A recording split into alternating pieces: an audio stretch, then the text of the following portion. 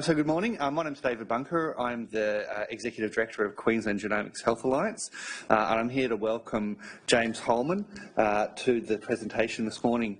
So I'd like to start by acknowledging the traditional owners of the land which we gather on today and pay my respects to elders past, present and emerging. So I'm here to introduce you to Dr. James Holman, who currently leads the Research Environment Program at Genomics England. His mission is to maximise the value of the data held by Genomics England. So it's very relevant and very topical for us as well. James is also responsible for a secure digital workspace where researchers across the world undertake their genomics analysis of data collected through the 100,000 Genomes Project. Previously, James has led the establishment of the Information Management Program at the Melbourne Genomics Health Alliance, and he's also worked at both a state and national level within Australia addressing the challenges of managing health data. And his education includes a doctorate in genetics and more recently an executive MBA in Switzerland. It's tough work, mate. It's very hard. Very hard work. So I should also mention James and I worked together in the National Health Transition Authority many years ago as well, and it's worth saying that James is a bit of a local boy and did his PhD at Griffith University and studied at UQ. So he's certainly got the context here. So I really also want to thank the Melbourne Genomics Health Alliance and the Australian Health Research Alliance Research Centre. So David Henson from the AEHRC is here, who's worked with us to bring James here today. James is visiting Australia as an expert in residence of Melbourne Genomics Health Alliance and kindly agreed to hold the seminar for us today. And a special thanks, as I said, to David, who helps us bring a lot of the international and national experts to Queensland so that we can all gain from their experience. So without further ado, I'll hand over to James. Okay, great. Thanks, David. Well, actually, I can't get up. G'day, everybody. I can say that here and I won't get a strange look. I'll get straight into it. So what I really thought I'd do today is really just share with you some of the challenges that we've faced within Genomics England in delivering our world-class research environment to, exactly as Dave describes, accelerate scientific discovery. So before I start, a bit of an overview today. I'll make sure everyone's on the same page in terms of Genomics England, really just and the 100,000 Genome Project, so you understand how the system works. Then we'll sort of just touch on some of the data that we currently hold has been collected through the 100,000 Genome Project and what our plans are moving forward. Then I'll give you an overview to the research environment, walk through some of the different types of users that we have working within the research environment, because that starts to help paint the picture of some of the challenges that we've faced in actually delivering an environment that people can actually be effective in. And then we'll go through some of the challenges and how we've responded to those challenges with the various capabilities that we're aiming to deliver. And then finally, I'll just wrap up with some of the impact that this effort's having. So Genomics England was actually established back in 2013, and it was set up as a company that was solely owned by NHS England. Now, it was actually announced as part of the 65th anniversary of the NHS, and Genomics England was set up essentially to deliver upon the 100,000 Genome Project. So there was really four main aims to Genomics England, and firstly was that around providing benefit to the patients and to the individual. Secondly, to create and establish an effective consent program that would exist beyond the life of the project, and that's been really the Genomics England protocol, we call it, and I'll touch on that a little bit later. And then thirdly, to accelerate scientific discovery, and that's where my role sort of fits in. And then lastly, to also kickstart the UK economy and industry in genomics. And so there's a lot of work in that particular area through what's called the Discovery Forum. And that's actually a forum that is open internationally, so if you're interested in that, you can find that on our website as well. So there was essentially, with the 100,000 Genome Project, there was really two main cohorts of participants that were recruited, and they fell into rare disease and specific cancers. So this is sort of a schematic of really how Genomics England worked, and so you sort of go, well, what was established as part of the 100,000 Genome Project? And to tell you a hell of a lot, it was actually the whole system, I guess, pictorially reflected here. So we had a mechanism, and that's the protocol about actually gaining the trust of the participants, signing up to them actually providing us access to their data, the whole longitudinal healthcare data wherever it existed, and making that available within the research environment. Setting up 16 genomic medicine centres across the UK, so including Scotland, Ireland, etc., and Wales, for the participants or the patients to present themselves, sign the consent, provide their samples, and then also that's the point at which we start to collect some of the clinical data, so the HPO terms, etc. But at the GMCs, the Genomic Medicine Centres, they provided their sample, that went off to the biorepository, got plated, went off to Cambridge to a facility, a specific purpose-built facility for the sequencing, and that's run by Illumina. And then eventually, the sequences then entered the Genomics England bioinformatics pipeline. And it's interesting to hear some of the early stories about Genomics England when it was first established and the size of the organisation that they thought was required to deliver the 100,000 Genome Project. And I think, there was early indications that they thought that they could get away with a team of between 6 and 10 bioinformaticians, but now that sort of fluctuates around 60 or so. So it goes into the bioinformatics pipeline, and essentially they developed, somatic and germline pipelines. It then flows on to the clinical interpretation partners. So we use organisations such as Congenica to provide the interpretation services. And then the report is then fed back into the healthcare system to the clinicians that were in the genomic medicine centres. Now, as a byproduct, essentially all of the data that came through the system ends up in the research environment. And there's really two main groups of people that operate within the research environment, and that's the GSIP group, so that's the academic researchers, so it's the Genomics England Clinical Interpretation Partners, and also the Discovery Forum members, and that's actually industry, so it may be people who are developing new algorithms, have some technology, or actually maybe a pharmaceutical organisation wanted to conduct research. So they're the sort of the breadth of the researchers. In terms of the GSIPs, essentially there's been around about 40 different domains established, and their focus is around different clinical indications. And so the structure is that we try to foster collaboration, and we want people to actually be part of these GSIPs, and so that's open to yourselves. And so pretty much whether you're in the UK or anywhere around the world, you can apply to become a GSIP member, and with some relatively simple steps, some IG training, you can get access to the research environment and work with your fellow GSIP members to undertake research. So the progress to date is, so this is probably last month. So there's about 115,000 genomes have been sequenced. And 92,000 of those have actually been reported back to the genomic medicine centres. Now, in terms of everything that's been sequenced, you can sort of see there we've got about 30,000 that are in cancer and 85,000 in rare disease. Now, it's a long sort of pipeline, and it eventually shuffles its way along to the research environment. And so, as of last week, we hit the milestone of actually having 100,000 whole genomes being available for research within the research environment. So that's quite an effort. I mean, and it's a system-wide effort that involves the NHS and many different teams throughout Genomics England.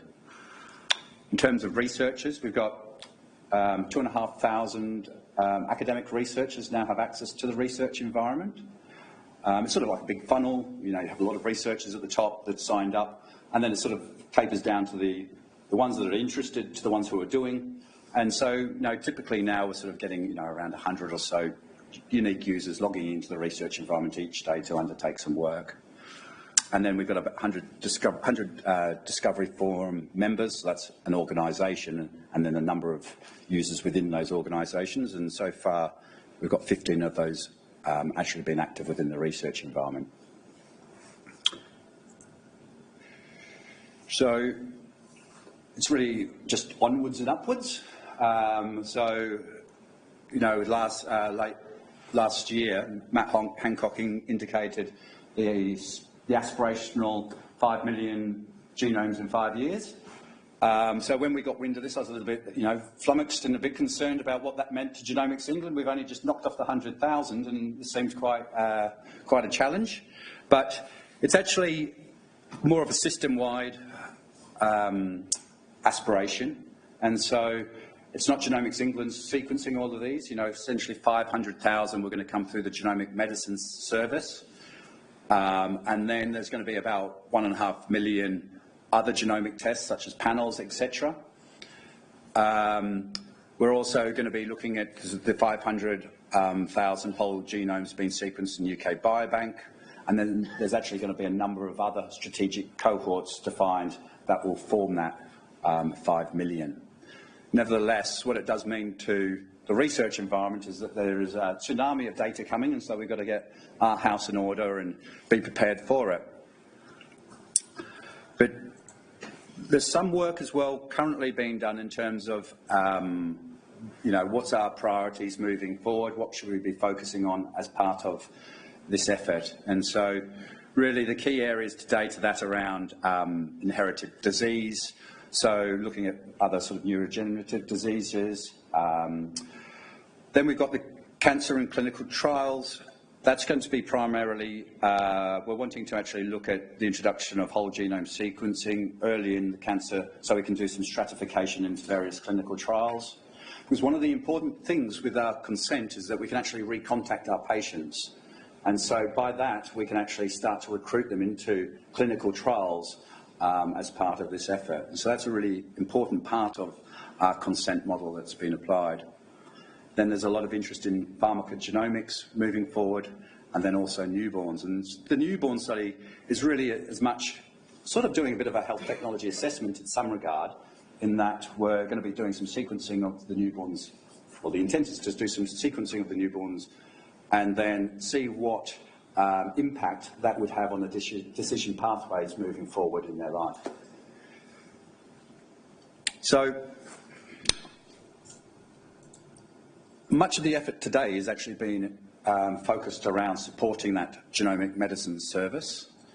And so the National Genomic Informatics Service is essentially the system that will underpin that end-to-end process. Now, I won't go through too many of the boxes, but it's just sort of worth walking through it at a very, very high level. So over here, essentially you've got the healthcare system. Then essentially there's been a test order management system that's been developed to support that, and that's will allow clinicians in the healthcare systems to be able to request genomic tests and capture some of the phenotypic information associated with that. Then it essentially goes into what the bioinformatics pipeline and really some interpretation tools that have been developed. But what I'm really just wanting to highlight as much as anything is where the research environment exists in relation to the NGIS service. So all of the data flows from that side, but then we also get a lot of the longitudinal healthcare data from the NHS, NHS Digital, and also NHS England, depending on the data set. So I started back in October 2017, and for my sort of starting, I had to release the first data set within 3 weeks of getting there. So we started off with 20,000 genomes in that instance, and we started off in the first year really having quarterly releases, but we're starting to actually move towards 3 times a year actually now, because over the period our data sets have grown and we're actually adding different data products to each release, and we're actually wanting to improve the level of curation that goes into our data sets as well. Because the idea in the very first instance was we wanted to release the data as early as possible so it was available to researchers, and now we're, as you'll see from the rest of the presentation, we're undertaking various projects to actually make that data more accessible, more understandable, and more useful. But so as of just last week, we hit the 100,000, so that's sort of split up between 74,000, so this is just in the research environment, 74,000 rare disease and 26,000 cancer. Now, the green line is indicating the number of clinical records, or the participants that we have with clinical records. The little dip at the end is not because there was really anyone leaving. I mean, we have a very small fraction of people who actually withdraw their consent over the program, and I'm only sort of talking a handful per release, if that even. It's actually because we've gone through and we've started to tidy up some of our data sets where there may have been complete a participant without any genome, or some other key information may have been missing. And so that's sort of why there's a slight dip in number at the end. And also, we've withdrawn people who are now adults that were actually consented under a child consent model.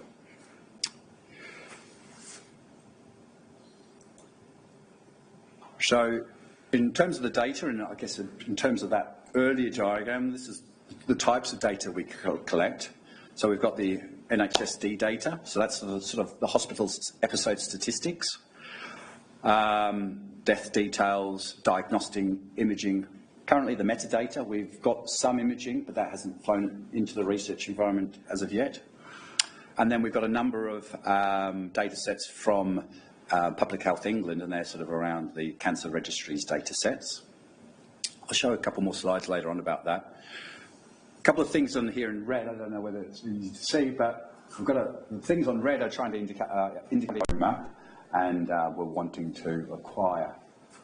In terms of the genomic data, closes off the report that was provided to them and verifies the clinical findings. In terms of the clinical data, this is what's actually sort of captured at the genomic medicine centres, and so that ranges from the HPO terms, diagnostic, cancer staging, and then really in terms of some of the demographics, consent and so forth, is also captured at the Genomic Medicine Centre. So this state, the hospital episode statistics, I mean, I can't remember what it's called in Queensland, but it's sort of similar to the VAED in Victoria and those sorts of things. So, it's the emergency A&E critical outpatients data. Then this data is sort of, we've got the patient-reported outcome measures as well. So for all of our participants, we've essentially got it from the point at which data has been started to be collected for them electronically, and that's been made available. And so we essentially go through that process of requesting that data from NHSD for each data release. They essentially provide all of the linkage and provide us with the data, which we then de-identify and load into our own research environment. In terms of the Public Health England data, so this is currently annually curated data. So the frequency isn't what we want, and so we've actually got a project underway to start to look at how we can get more live feeds. Now, we're not anticipating that the live feeds would necessarily flow straight into the research environment, but it'll give us a much higher frequency to what we currently get, which is obviously critical in terms of cancer treatment and clinical trials, etc. Now, on our website, and I think I've got another slide on this, I'll come back to that point just so you know we can get some more information about our data as well. So in terms of the data priorities moving forward, we're very much focused on really getting our hands on the primary care data. That brings with it its own complexities, obviously with all of the free text fields, and so we'll have to look at how we can start to manage any personally identifiable data in that before we can actually bring it into the research environment, because the research environment only holds de-identified data. And then we've also wanting to get prescribing and dispensing data as well. So we're working really with the NHSD to look at how we can put in systems to more readily acquire a lot of this information.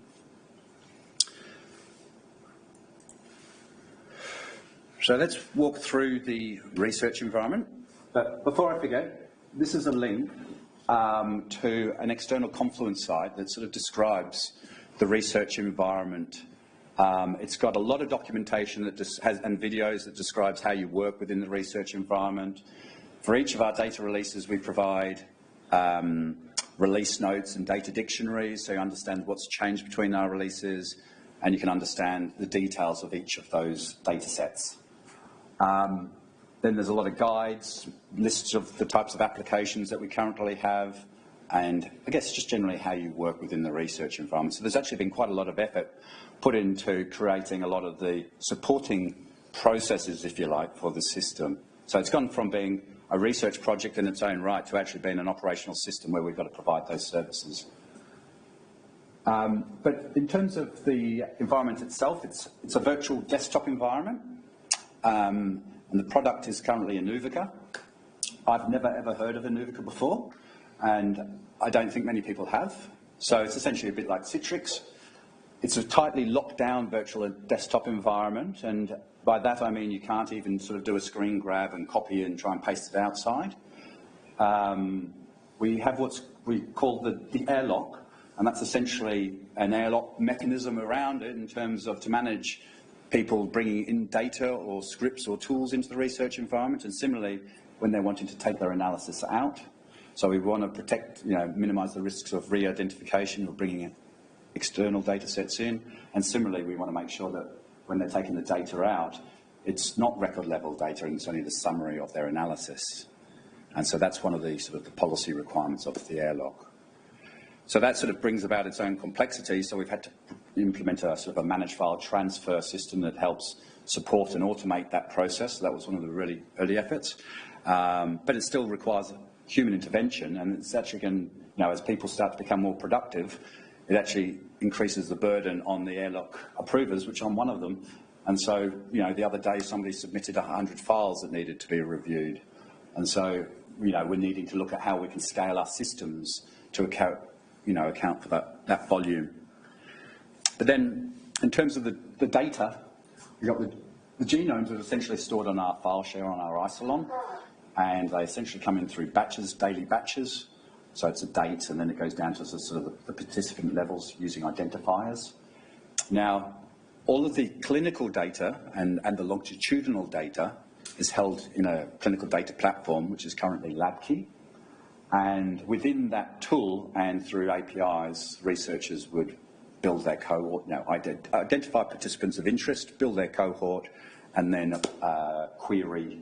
Well, there's a field in there that points them to the genome, and then that's how they sort of find the genome associated with the participant. In terms of tools, they've got a lot of, so they've obviously got command line access. It's a Inuvica, a Linux workspace. They can step into the command line. We provide various tools, R and R Studio. There's a whole software request process now for people that are wanting to install new software onto the HPC, and so we have to sort of manage all the libraries associated with that. We are looking at implementing Docker so we can try to remove some of that burden, because obviously that becomes very complex and time-consuming. But then they've actually got access to 2,000 core HPC compute for the analyses. We've currently got a project underway, which I'll touch on very later on in the presentation. That's really about our move to AWS as well, and so we're starting to look at public cloud as well. And then there's a number of products to sort of support collaboration, because don't forget, you're in a research environment. It's almost as if you're in a tin can in space. You don't have any internet connections, and so we're trying to look at ways that we can still make sure that the researchers can share their notes and talk effectively and collaborate effectively within the research environment. So we have Rocket Chat, which is an instant messaging. We've got Confluence, so they can have their own spaces. But we're actually trying to look at what we can do more in that space as well to make it easier for them. Okay, so we've sort of gone through the environment, and when I started, I thought, God, this is quite a technical environment, and from my experience working with a number of clinicians, and my wife's a clinician, I was thinking, God, I don't know how anyone's going to use this. And so we started to unpack the different types of personas, the different types of researchers we'd have operating within the research environment, because I was just very mindful that the way that it was currently set up, it sort of would have alienated a number of those users. And so, you know, we've got the clinical researchers, data scientists, health economists, etc., through to the more technical users. And so we've sort of established a research forum where we've got sort of about 150 odd researchers now who are really an extension of our team to some extent. And so we engage with them during all of our projects. But this sort of gave us the opportunity to sort of conduct some surveys so we can just start to better understand our users. And despite the initial assumptions that they're all going to be these technical bioinformaticians, that was far from the case, and 60% of people weren't actually that comfortable with coding. And so this sort of really set ourselves a challenge of looking at how we can make the environment more effective for those users, more accessible and usable. I mean, the current environment is completely effective in the fact that a researcher who is technically competent can come in and do, build a cohort, build their aggregate VCF and undertake their analysis and so forth and come out with some good science. But there's a lot of challenges and technical blockers along the way. So these are the sorts of insights we had. Can't really see what's available. I need to query many tables. It's not user-friendly. Can't see it in a in a joined-up way, etc. And so, unsurprisingly, we sort of really wanted to move on to looking at how we could democratise research for all those 60% of users that weren't so comfortable in the existing research environment. So these are sort of the key areas that we ended up focusing on initially, and that's really around discovery, so people can understand what we have and whether it's relevant to their work. Looking at the coding systems, there's a plethora of different coding systems within the data that we collect, and many researchers aren't so familiar with the coding systems, let alone the ontologies that sit behind them. The data structure, we've got 70-odd tables within LabKey. Some of those tables are 300 columns wide. They're completely denormalized. And so how do we make that more usable for the researcher? And then really about having some data-ready analytics. So I'm going to go through those sort of boxes, and so you'll see this slide popping up a few times, so you can just keep track of where we're at. But to put all of the presentation into context, it's useful thinking about value streams, and this sort of just shows you the value streams from data exploration to actually someone publishing their findings, if you like. And I'm actually just going to talk about the dark boxes, but there's a number of different other projects that are actually underway as well, and there's a bit more information on that website, should you be interested. So data discovery, terminology Toolset I'll cover off today, but we've got open targets, which is looking for disease association. So we've essentially, that's currently available in the public domain as a service, but we've actually integrated our data into that and use that as evidence. We've got a work underway to look at a new clinical data platform. We're revisiting the research environment and whether a virtual desktop environment is the best way for researchers to work. Trying to, I guess, push the thinking to think more about workspaces for researchers. And then we've got sort of managed file transfer, which is the trying to, I guess, improve the airlock processes, etc., and enhance that. And lastly, around a project register, which is really to help research better understand what research has been undertaken within the research environment so they can look for opportunities to work together.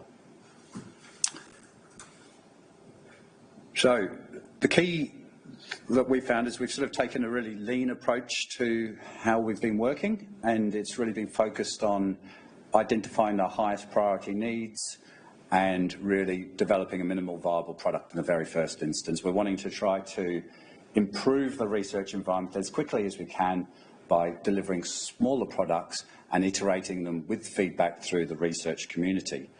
And so, we develop an MVP based on that feedback that we've had, develop a solution, release it to a private preview, quickly get feedback from those users, and then we iterate it, and then we deploy it, and then we keep that process going. And so now we're setting up a lot of systems such that we can capture feedback on all these products as well as we go forward. So, onto discovery. So, currently, as I said, we've got 70-odd tables, and you've got to be technically competent to be able to use those effectively. So what we wanted to do was essentially create a portal that users can easily access and better understand the data that is available within the research environment. We wanted to bring together all of the key pieces of data that we had that, whether it be sort of the clinical data, the EHR data, and some of the genomic data, so things such as the tiered variants and so forth. And so we wanted to bring that together into a portal that will be interactive and allow people to quickly and easily query the data set to understand whether we've got what they need, and also to really help a little bit in terms of hypothesis generation. So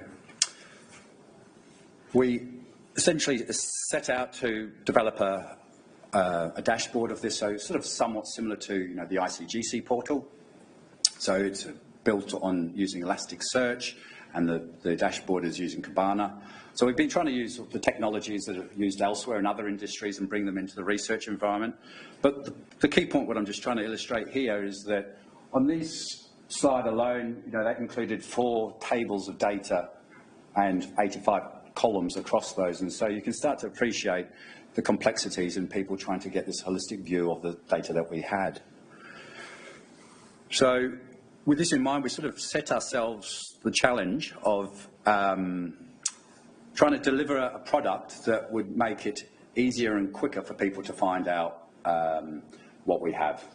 And so with all of our projects, and as part of that sort of lean approach, we're making sure that we're having the right impact in the right places.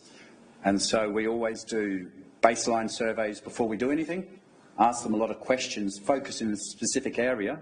So this one was, using the research environment today, how easy is it to understand what data is available?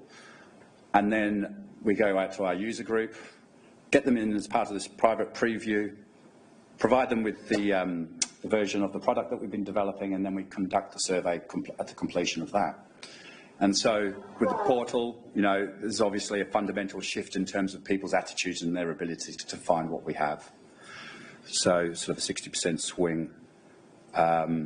Similarly, when it came to speed, it's not surprising that nobody found it easy, or no one could quickly find what we had, given the complexity, and following it sort of shifted through to 92%. So, it's obvious that through this, the portal has obviously made it a lot easier for people to better understand what we've got. The next challenge that we have is we're releasing this within the research environment, because we don't have the complexities of cell size suppression if you're wanting to put it into the public domain. So the next step is to see how we can deliver similar sort of functionality externally, but still whilst protecting the individual's privacy by applying cell size suppression depending on filters and so forth. So here's a little, I'm just going to quickly go through this. So this is just an example of the portal as it currently stands. And so the example that I'm sort of clicking through here is we're looking for essentially a family, a trio that the proband has sort of been found to have seizures, is not of European descent. So there we sort of say that we're essentially putting a negation on those concepts. Then we want to check that they're of less than 10. And then I think there's one other filter that I applied, but the point is that it's all interactive. There's no actual coding required anymore. And so users can quite easily go through this process of clicking on the widgets, applying filters, whether they're inclusion or exclusion filters, and there's a sort of a bit of a Google search type functionality at the top as well, so you can just find participants of interest. Now, the other advantage of it is that you can actually start to export the list of participants that have those characteristics that you've defined. So in some effect, it's a bit, it's verging on the effect of a cohort builder, but that wasn't its primary function. It was really more about the discovery. And then for each of these widgets, it allows you to be able to quickly right-click and get all the stats out of all of those without necessarily doing much work. So that's what we sort of released, and so that's sort of just an example how you can quickly get the stats and download them from whatever table of interest you're at. And so we're now just in the final stages of productionising this and uploading it with our most recent data set, and that's actually becoming live in the next month. Now, onto the coding systems. So not more codes. So within our data set, we've got a variety of coding systems currently available, and that's only going to increase as we get more data sets. A lot of the researchers are clinical researchers. They're not ontologists. They're not coders. And consequently, they aren't necessarily familiar with the ontologies that sit behind a coding system and so forth.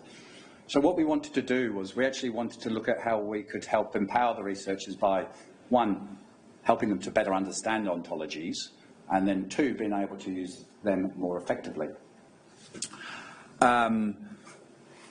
So we set out, because as part of this effort, what we sort of realised when we were talking to the researchers and we're looking at how they used the coding systems, that's really defining small value sets, a list of codes, and that was the basis of their search. And using that sort of searching approach, it was really finding just the participants that were really at the tip of the data berg, if you like, and without using the ontologies, the relationship that sits behind those coding systems, we just felt that they were missing out on all the participants that actually sat behind. So again, we started to develop a terminology toolset. So the initial intent was really about just providing an ontology server, but we realised that we really needed to quickly develop a product that sits on top of it, so the researchers could actually quite quickly see the benefits of these sorts of tool sets. And so we've been working with David's group, the CSIRO, and using their ontology server to sit in the background on this terminology service. So we've actually got all of our clinical data and we've transformed it into file resources and put it in a database. And this tool sort of sits on the back of it, on top of it, points to a terminology server so you can start to do things such as subsumption. I'm interested in all the concepts that are more specific than that one. And then it goes off and searches the database for them. So again, there's been a fundamental shift on how easy people can use the terminology. So this is all geared about finding people with coding systems. So there's a fundamental shift in how they can actually find patients that are relevant to their studies, the speed at which they can do it, and also their ability to look the codes up. And this one was an interesting one. We hadn't actually even really built any functionality to do this part yet, but even just the nature of being able to call up the ontology server and type in some text and see the values that are returned from that are most sensible in terms of what their area of interest was, even that had a profound effect. So I know I'm a little bit pressed for time, so I'm going to jump along into. So there's a section of the tool that allows them to use existing tools that are out there, but just makes them easily accessible.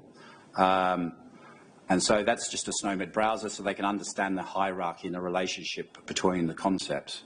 Now, this is where it sort of gets a little bit more interesting. So I'm just using an example here of searching for hypertension. And so you can just type in hypertension. It goes and finds a SNOMED concept associated with that description. We turned on the mapping, so that takes in all of the cross mappings between any of the terminologies that we have. So there's cross mappings between SNOMED and ICD. And so we're going to cast our net further afield than just the SNOMED. So it sort of means that the researcher doesn't even really need to know what coding systems have been used in our records at this point. It's using subsumption, so it's looking for all the concepts that sit below them. And then here, this is where we sort of start to find a list of participants. Now, this is all synthetic data. So this is a list of participants that have those attributes, those values that have been defined. And you can see over here that this was MRI of something quite pre-coordinated, quite specific, and that shows how it's actually getting some of those values that are quite low, that are quite specialised in the hierarchy. And then here you're sort of going through the process of quickly building and selecting the types of data from our data set that you want to have exported into a long list. So again, it's another quick and easy way for people to better understand what people of interest have any of the coding systems that may be relevant to them. So it's essentially casting a really large net over the potential cohort of interest. Data structures. So, as I said, we've done a lot in discovery, but now it's actually about making some of the data useful. So we're looking at a common data model. So we want to transform essentially the data that we have in those 70-odd tables into a common data structure. And so currently we're looking at OMOP, which is a well-recognised model that exists in the research community. Now, there's a number of other ones that are out there. We've looked at OMOP because it's thought to be more aligned to some of the longitudinal healthcare data. I mean, we're still sort of looking at what it means in terms of fire resources and how they may sit in terms of the landscape. So we're still, as I said, the terminology toolset was all fire-based, but we're also looking at what it means to transform our data into an OMOP model as well. And this is as much of a project for us to go through the process of looking at how we can, ensure that there's common understanding, facilitate integration, and again, reduce those barriers for reuse. And so there was a particular project that we've done with another organisation, and it's a tissue directory in England, and we essentially provide, so they're wanting to federate a number of different data sets, so someone can do a search to see whether there's any samples of interest to that researcher across this disparate landscape. And so we gave them our synthetic data in a transformed format in the OMOP model, and they would be able to consume that and use that effectively within an hour. And then for some of the other data sets and custodians that they were working with, it took a couple of days for them to get to the point of being able to use it effectively. So it's an evaluation at present, and so we've defined all of these genomic use cases that we're actually wanting to undertake. We've gone through the process of mapping them all to our raw data to this transformed model, and now we're actually going through the process of seeing how well a researcher can actually complete these use cases using the OMOP representation. Because with the common data model, it sort of essentially has around 15 or so tables. Now there's one about a participant or a patient, they have a visit, at that visit they have a treatment, they have a diagnosis and so forth. So it's conceptually quite simple, unlike the current structure that we currently have. So where we're up to is we're writing up the report at present, and so we've recognised that it does take a lot of effort and it takes a lot of expertise because you're trying to make a lot of the implicit business rules in some of the clinical data that we have explicit and trying to map them to these particular table structures. And so that takes a lot of effort. The existing model, the OMOP model, doesn't look as if it supports all of the use cases that we need currently. So it means that we'll probably have to extend the model. And so there's an opportunity to work with the community because this is an open source model. So we'd be working with the Odyssey community to look at how best that should be extended. And so that's where the Global Alliance for Genomic Health comes in, and so in that group we're sort of discussing how should we best represent, say, pedigree. And then we can take that finding, feed it back into this community and share that more broadly and make that sort of a de facto model standard. So it's all looking really positive, but it's sort of still early days. And so I think we'll be hoping to write this up probably in the next couple of weeks, and we'll be probably looking to publish it as well at some point as well. How am I going for time, David? You're right. All right? Yep. Okay, so lastly, data-ready analytics. As I said, the current work process is someone comes into the research environment, logs in, accesses lab key, finds the people of interest, essentially uses the path to the genomes, they create a multi-sample VCF using a script, and then they essentially use that as an input into their analysis against the HPC. So it's quite a long technical process. And as a consequence, we currently don't have a unified platform for that. There's lots of times that, a lot of time that researchers spend doing that whole workflow that I just described. People are doing things probably many times in many different areas, so there's wasted compute and effort and so forth. And so now we're wanting to look at how we can do things differently. So we wanted to provide a scalable platform. We wanted people to be able to work collaboratively, again, using these tools. And we really wanted to start providing, ready data that is ready for analytics.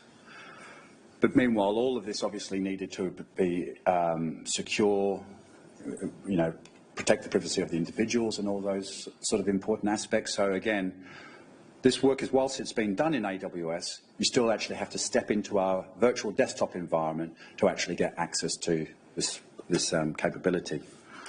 So we're calling it REGAP, which is the Research Environment Genomics Analytics Platform. And so I won't go too much into detail, but I'll just paint a bit of a picture. And so the system that we've built, that we're using, is essentially being built on using Hail, which is an application, which is a scalable framework that was developed by the Broad Institute and has been used in various data sets such as Nomad. The value of it is it actually sort of transforms your data into a data matrix where you've got samples of columns and the rows of the sort of variants.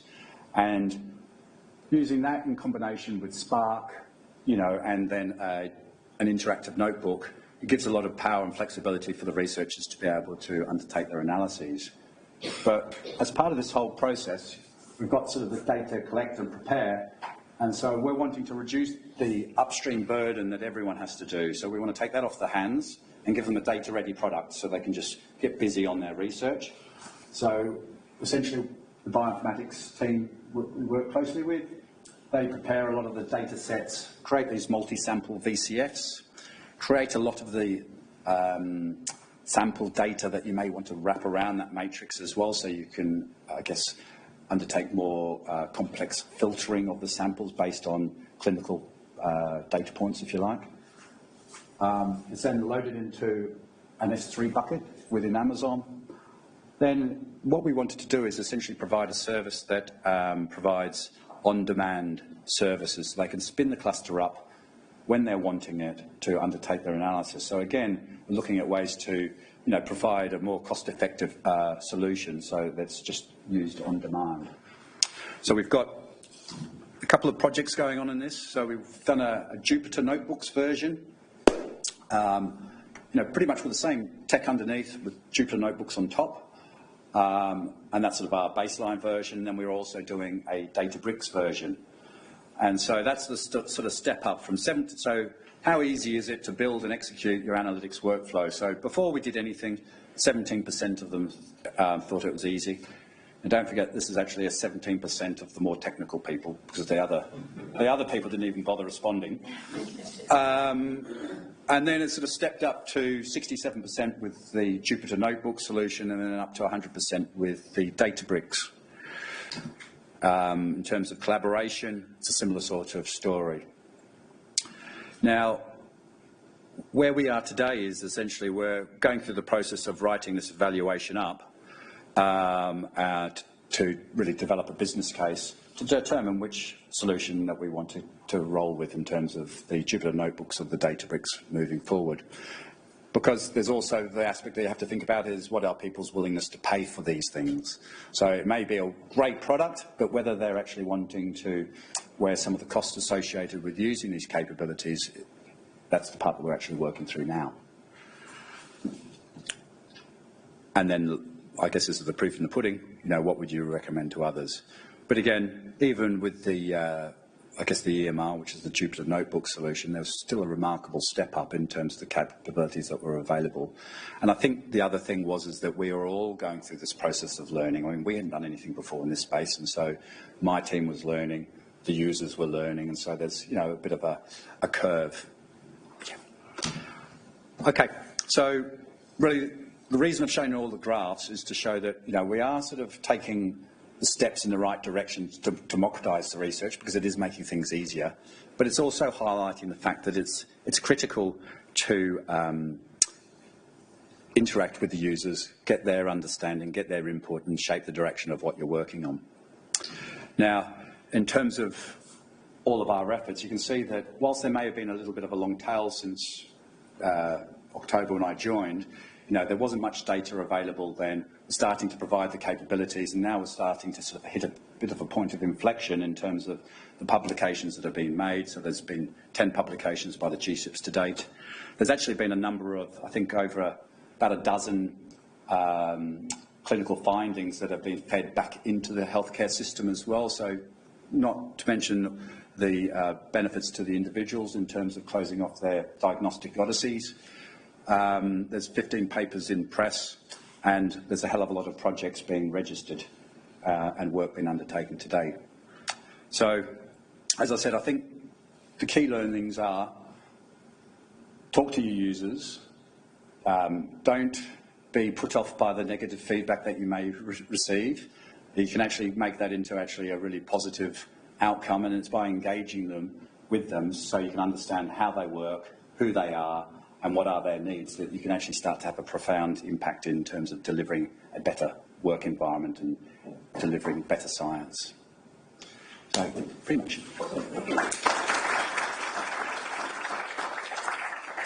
Great. So we've got a little bit of time for some questions and answers. I'm sure there are lots of interest in there. But while you guys think of your Q&A, I'll use my prerogative and I'll ask you a quick question. And it's a little bit about that last point about how the NHS uses this itself. I've got this kind of crazy notion that the health delivery system should be the primary user of secondary data. Yeah. Okay? Because at the moment, we think of secondary use and we think of, getting approval to do research, et cetera, and I'm really pleased that, I guess, the outcome of the research is to feed back into the health system. But is there another intermediary step where just the act of getting this information coded, connected and together, there's got to be information and learnings back to the health system. So what does that relationship look like directly with the sources of information that you get in terms of improving their quality and their understanding of that data? Yeah, so that was one of the things that I sort of found really interesting when I started. Because, I mean, originally I had a research background, but I've actually been more in the healthcare system. And when I got there, we had really a clinical system and a research system, and it's been part of my, I guess, mission to try to bring that closer together. And so, in terms of the data flows, I think for the time being, it's actually going to be more about providing access to they're actually, in terms of the user base, there's actually a hell of a lot of clinical researchers using the research environment. But one of the areas that we're wanting to do is try to accelerate the researcher-derived diagnoses and how we can provide that back into the healthcare system quicker. And so there's a sort of an effort around sort of diagnostic discovery.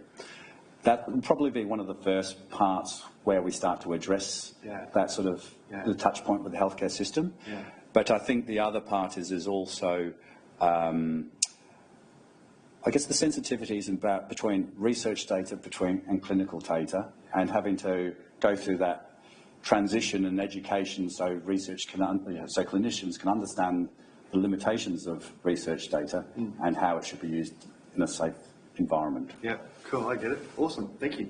Okay, some questions. Come on. Very impressive what you've done, the whole environment is really incredible.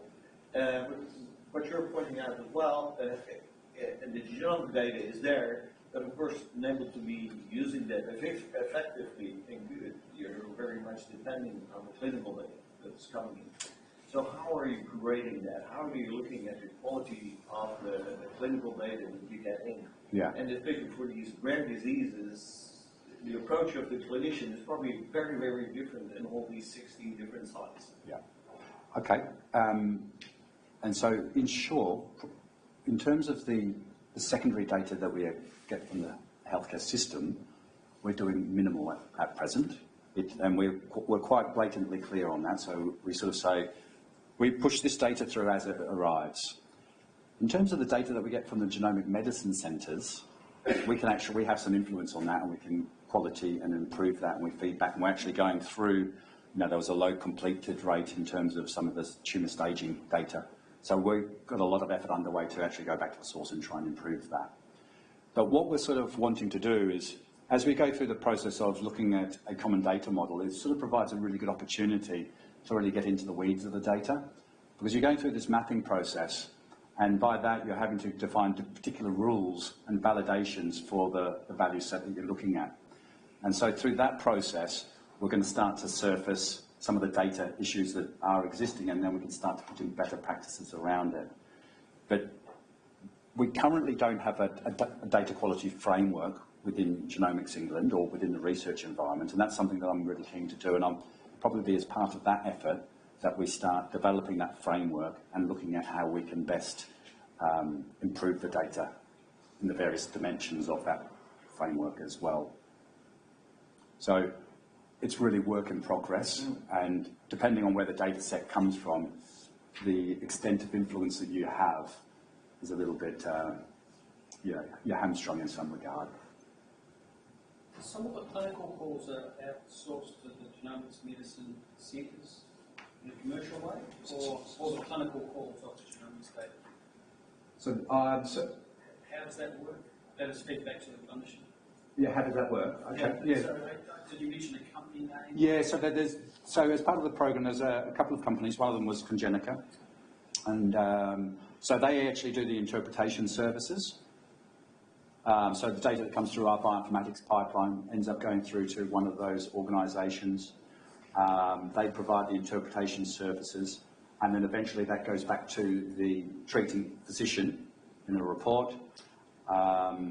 The clinician accepts it or not, and that's where they get the exit statement from, with the exit report, which is another key bit of data, because that's essentially saying, this is verified by a clinician at the point of care, and it's good.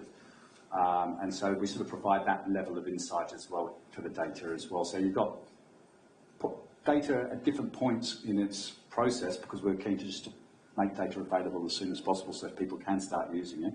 But with our updates, we start to give, I guess, different levels of assurance depending on where it's at through that process as well. And so we've come up with sort of concepts around sort of whole cancer genomes, and they're the ones that have actually been validated, gone through our pipeline and validated at the end of the day in terms of how they should be interpreted. But they're part of the National Genomic Informatics Service. Okay, we've probably got time for one more question. Okay. So you talked a bit about making the data available in a pure aggregate form, as well as what you've already done with the research environment. Who do you see as the primary users of the aggregated data? So when I say the aggregate, I'm actually talking about an aggregate, a multi-sample VCF. Is that? More about the data that you were talking about making available in aggregate form, and then obscuring sort of things on a cell basis. So you're talking about releasing data more widely. Oh, okay. Yeah. Sorry. Yeah. So I guess what we're wanting to do is, to date, unless you're in the research environment, you really don't have much of an idea of what we've got. That's the problem. There's portals that are out there, the ICGC portal, and that's quite nice, and it allows you to get a really good understanding of what data may be relevant to you. But it's under a different consent model. It's more sort of open data, and it allows you to get down to sort of record levels. So what we're wanting to do is essentially provide a mechanism such that external users can have the visibility of the data within the research environment, but would be wanting to still protect their privacy by ensuring that things such as cell size suppression are applied. And the thing is, when you're building when you're using a dashboard like that, depending on, say, the filters that you applied, you may come down to a value of 1. And so according to our airlock policies, we don't allow that sort of information to be released, and that's why we'd be wanting to suppress that to say less than 5. And so we're looking at ways that we can essentially go through that process of applying that masking, if you like, to that data before we make it externally available.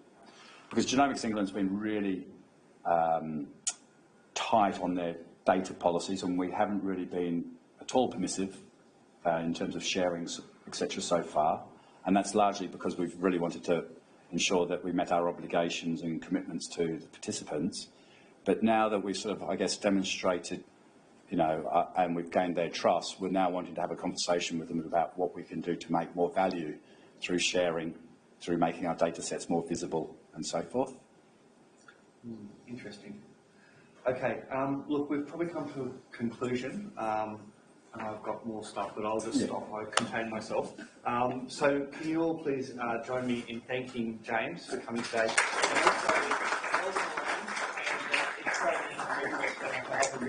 Thanks very much. Awesome. Terrific.